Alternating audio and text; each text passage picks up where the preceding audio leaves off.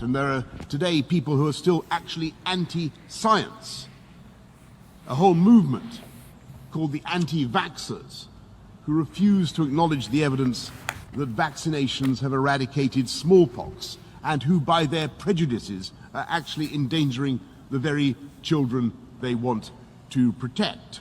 And I totally reject this anti-scientific pessimism. I'm profoundly optimistic about the ability of new technology to serve as a liberator and to remake the world wondrously and benignly. Indeed, in countless respects, technology is already doing just that. Nanotechnology, I mentioned earlier, revolutionizing medicine by designing robots a fraction of the size of a red blood cell, capable of swimming through our bodies, dispensing medicine and attacking malignant cells like some Star Wars armada. Neural interface technology is producing a new generation of cochlear implants. I think of new tools that we acquired, but over which we, the human race, had the advantage, which we controlled. And that is not necessarily the case in the digital age. You may keep your secrets from your friends, from your parents, your children, your doctor, even your personal trainer. But it takes real effort to conceal your thoughts from Google. And if that is true today, in future, there may be nowhere to hide.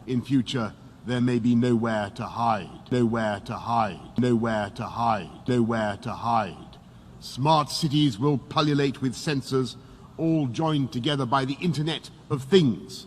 Bollards communing invisibly with lampposts. But this technology could also be used to keep every citizen under round-the-clock surveillance. A future Alexa will pretend to take orders, but this Alexa will be watching you, clucking her tongue and stamping her foot. Shalom, shalom. First and foremost, I would like to start off by giving all praises, glory, and honor to Yahawah, by Hashem, Yahawashi, by Hashem Rakakadash. I would like to give double honors to the head apostles and elders of Great Millstone, the true leaders of Israel to this day, which taught me this truth. And I would like to say shalom to all the Akim and Akwaf that's believing on this truth and that's seeking their salvation at the hands of Yahawah and his only begotten son, Yahawashi. I would like to say shalom. So today, I'm going to start off in the book of Ecclesiasticus, chapter 12, verse 10, and it reads, "Never trust thine enemies." And pursuant to Psalms 83, we have a whole list of enemies.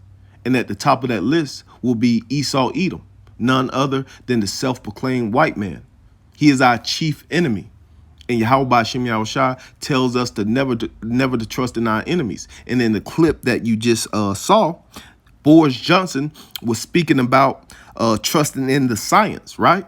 And you're starting to hear that a lot lately, trust in the science, you know? Esau Edom wants everybody to follow them down a path with blind faith. But Yahawah by Hashem Yahawashi tells us to never trust our enemies. And Boris Johnson is indeed a Edomite. So we're not supposed to trust anything that comes out of his mouth. Let's read Ecclesiasticus chapter 12, verse 10. Again, it reads, "Never trust thine enemies, for like as iron rusteth, so is his wickedness. Though he humble himself and go crouching, yet take good heed and beware of him.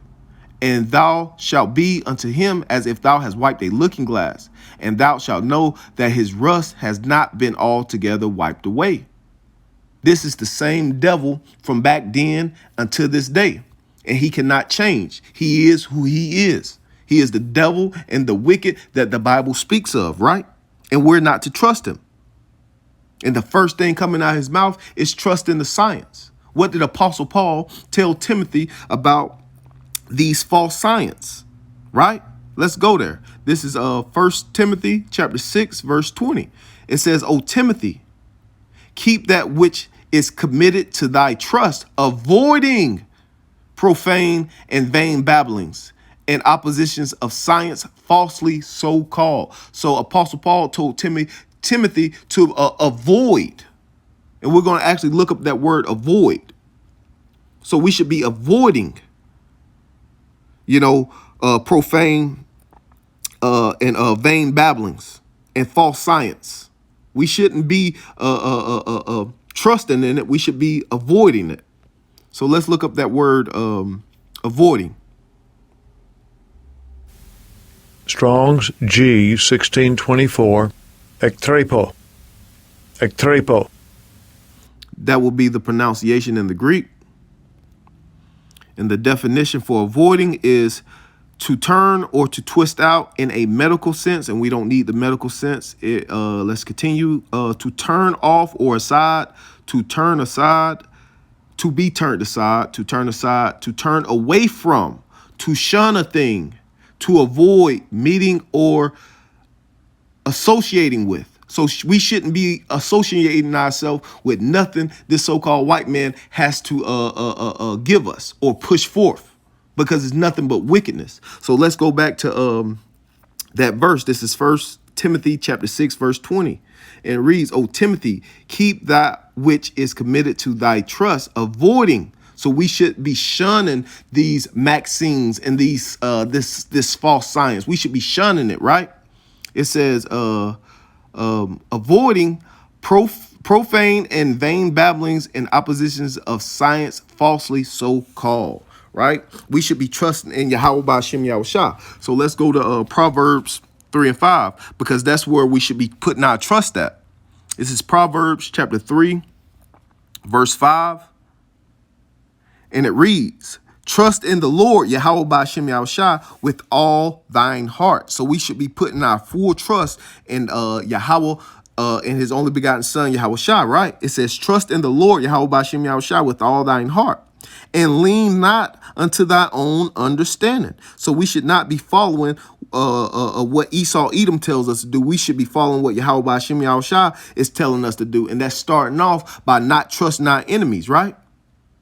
Because they want the masses of people to follow them down a dark path with blind faith, right? We should be following Yahawah Ba'Shem Yahawashi, not what Esau Edom has to provide or to give us, right?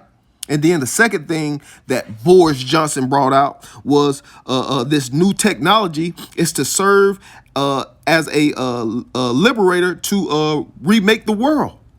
And we going to do a simple Google search on that word liberator.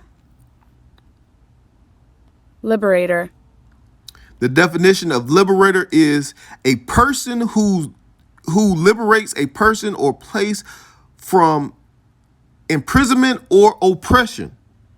And Jake, you got to remember, pursuing the Baruch 3 and 8, you're still in captivity, and nobody's gonna free you out of captivity but Yahawashi, Lord of Lords, King of Kings. He's the only one that's gonna liberate you so-called Negroes, Latinos, and Native Americans. This so-called white man can't even liberate himself. He on trial, about to get charged with 1,000 years of hardcore bondage. How can he liberate you so-called Negroes, Latinos, and Native Americans from anything? He can't. He can't even save himself, right? He can't even save himself. Do you really think this devil is trying to liberate any of you Jakes? This devil is trying to push forth his depopulation agenda, and it starts with you Negroes, Latinos, and Native Americans. And if any of you trust in them, guess what? Who can pity a charmer that's bitten by a snake? Right? We're not going to feel bad for you if you go trust in this man's science. We're not going to feel bad for you if you go take this jab shot trying to get back to normal. We're telling you that Esau Edom can't even save himself. So don't trust in him, right? Let's go to Job. These people are nothing but liars. And he wants all you so-called Negroes, Latinos, and Native Americans to follow him down a blind path, a dark path with blind faith. The hopeful elect see through all of that. This is Job 13 and 4. It says, but ye are all forgers of lies. Ye are all physicians of no value. It tells you in Job, not Job, but Psalms 58 and 3 that they are straying from the womb, right? Let's go to Psalms 58, verse 3. And it reads, the wicked, who is the wicked pursuing to Malachi chapter 1, verse 4? It will be Esau Edom, the self-proclaimed white man. The wicked are estranged from the womb. They go astray as soon as they be born, speaking lies. All of these Edomites are liars, especially the upper echelon, the super elites. They're nothing but liars, and they're pushing forward nothing but lies throughout the earth, right?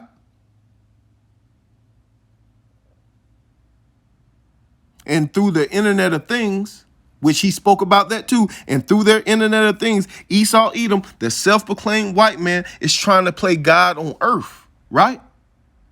And we're going to end off with Psalms 2, verse 1. It reads, why do the heathen rage and the people imagine a vain thing? It is a vain thing for this so-called white man to think that he's going to get his new world order off the ground. It is a vain thing for him to think that the hopeful elect is going to trust in his so-called science. We understand that 2/3 of our people are going to be destroyed on this side, but you're not going to get the elect, right? It's a vain thing to think that you're going to crown your enterprise.